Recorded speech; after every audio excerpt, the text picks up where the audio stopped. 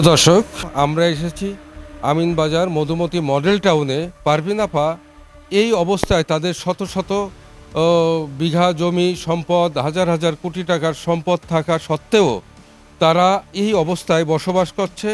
আমি জানতে পেরেছি এই বিল্ডিংটাও 3-4 বছর ধরে একবারেই খালি অবস্থায় ছিল। আজকে কোনো রকম তারা 3 তলায় উঠে বসবাস করছে। আমরা শুনবো আপনার সেই বক্তব্য আপনাদের শোনানোর চেষ্টা করব ইনশাল্লাহ।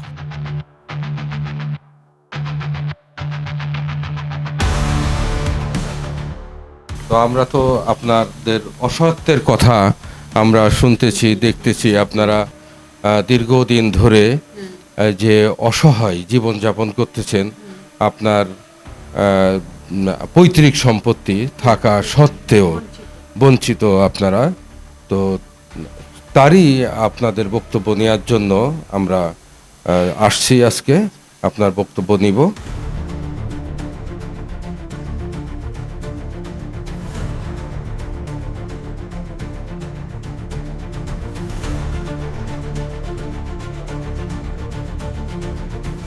প্রিয় দর্শক, আমরা আজ এসেছি সেই আলোচিত সমালোচিত ডিপজল সাহেবের সেজবনের কাছে।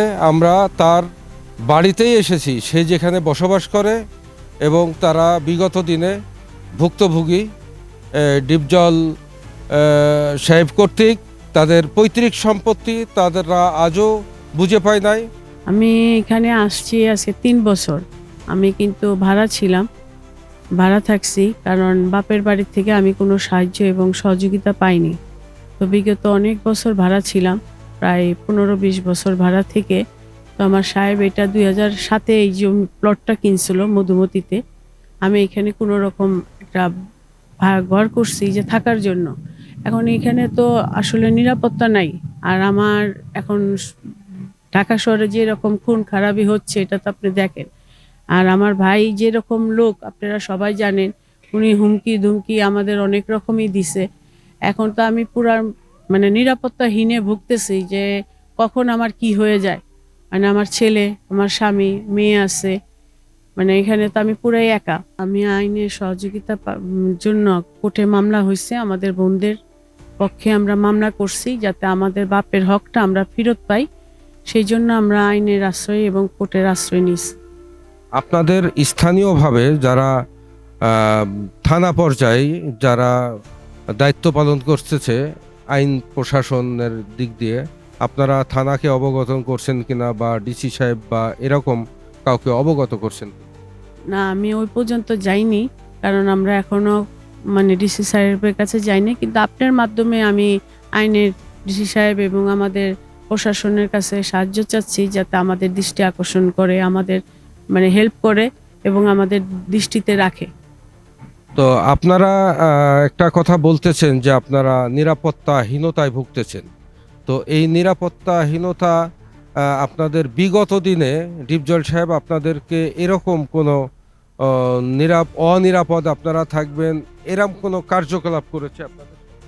হ্যাঁ, এটা অনেকবারই করেছে, কিন্তু এগুলি আমরা কখনোই মিডিয়ার সামনে বা পারিবারিক বাইরে কখনো এটি বলা হয়নি, কারণ ওনাকে সবাই চিনে, অসম্মানী হবে। এবং আমার মা এটা সবসময় বলছে, ভাই যাই বলুক যাই করুক, তোমরা এমন কিছু করো না, ভাই তো সবসময় বিপদে থাকে, আর যাতে বিপদ না বাড়ে। তো এই পারিবারিক সম্পত্তি নেয়ার জন্য তো পারিবারিকভাবে বসতে হয়, পারিবারিকভাবে আগে উত্থাপন করতে হয়, তারপরে কেউ দিতে চাইলে দিল, না দিতে চাইলে আইনের আশ্রয় নিতে হয়। এইভাবে আপনারা কতবার নিজেরা বসছেন বা প্রস্তাব করছেন কিনা? বিগত 40 বছরে বহুবার, যেটা মা বেঁচে থাকার 30 বছরের মধ্যে বহুতবার বলা হয়েছে, এবং আমার মা নিজেও বলছে যে বোনরা হক পাই, তোমরা দিয়ে দাও। কিন্তু আমার মা অপারক, উনি পারে নাই। ওরা মা মারা গেছে, 11 বছর চলতেছে। এই 11 বছর ওনারা আমাদের সাথে কোনো যোগাযোগই করে নেই, যার কারণে বসা হয়নি। নেক্সট এই গত 6 মাস ধরে আমরা জানতে পারছি যে উনি প্যাকেজ সিস্টেমে সব বিক্রি করে দিতেছে। তা আমাদের বোনদের একটাই দুঃখ যে তুমি তো কখনো পারিবারিকভাবে আমাদের দেখো নাই, সামাজিক অনুষ্ঠানও আমাদের সাথে কোনোদিন মানুষের সামনে পরিচয় দাও নাই। তো এখন আমার বাবার সম্পদ তুমি একা ভোগ করলা, এখনো করতেছো। তুমি সব বিক্রি করে চলে গেলে আমাদের কি হবে? আমরা তো অসহায় অবস্থায় রয়ে গেলাম, পর্দার আড়ালেই রয়ে গেলাম। তখন আমার জনগণও বলবে যে তোমরা আমাদের সম্মুখীন হইতা যে তোমার ভাই এত বড় জুলুমকারী। কারণ এখন এই অপারক আমরা, যার কারণে এই মিডিয়ার সামনে আসা, মামলা করা। আমরা ওনার নামে জিডিও করে রাখছি, কারণ নিরাপত্তাহীনে ভুগতেছি সব বনি। ডিপজল ভাই আপনাদেরকে বলে যে তোমরা সবাই আসো, আমরা ইচ্ছা অনুযায়ী আমি ভাগ করে দিব ন্যায্যতা। সেই ক্ষেত্রে কি আপনারা রাজি হবেন কি? অবশ্যই রাজি হব, এবং আপনাদের মিডিয়া সবাই থাকবেন আপনারা। আমার বাবার যেখানে যেখানে হল, পাম্প, ব্রিকফিল্ড, বাড়ি, আমার বাবার অনেক বাড়ি রেখে গেছে। আমরা কিন্তু এখনো মিডিয়ার সামনে বাড়িগুলো তুলে ধরি নেই, কারণ অনেকটি বাড়ি আপনাদের দেখাইতে হবে। কারণ এত সম্পত্তি আমার বাবা রেখে গেছে যে আমরা নিজেরাই জানি না ওখানে কত বাড়ি ঘর আছে। তো আমাদের তো অল্প বয়সে বিয়ে হয়ে গেছে, যার কারণে এত কিছু দেখার সময় হয়নি। এখন যেহেতু ধরছি, মামলার কাছে গেছি, অবশ্যই আমরা এগুলি সবই খতিয়ে দেখব যে কোথায় কি আছে। আমার দেশবাসী, ভাই বোন যারা আমাদের পাশে আছেন, সবার আমি দৃষ্টি আকর্ষণ করছি, সবাই আমাদের জন্য দোয়া করবেন, আমাদের পাশে থাকবেন। আমি এই জুলুমকারী ভাইদের হাত থেকে যাতে আমি রেহাই পাই।